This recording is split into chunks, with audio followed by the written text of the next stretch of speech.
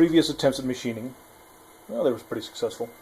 These were for a shuttle that was planned for Critical Mass's Kickstarter.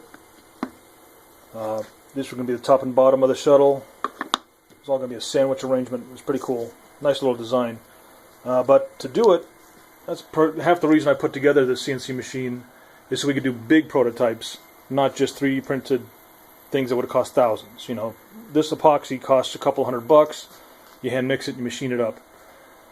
So I would do the large parts in the epoxy machined up, and then, you know, we need to do little fiddly details, weapon mounts, cockpits, grills, stuff like that.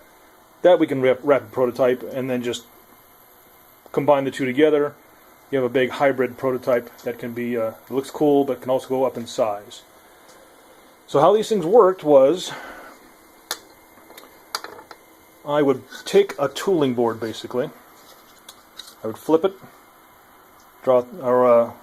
lay out 3 holes, countersink them, and I would basically bolt a lump of putty or a lump of epoxy on there.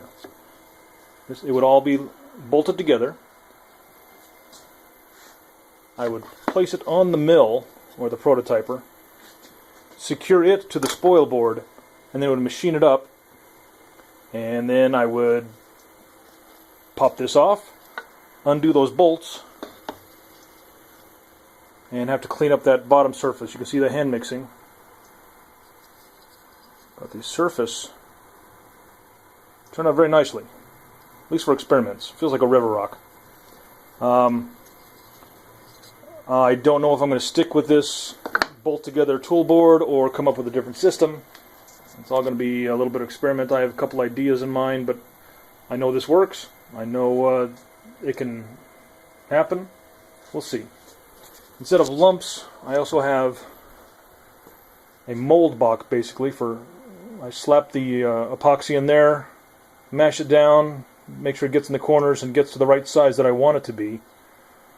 And that way I have pre-established billets or pigs that I can machine down with known dimensions. Before it was literally just a lump of epoxy on there. So, we'll see it. We'll see how it goes. Alright, bye.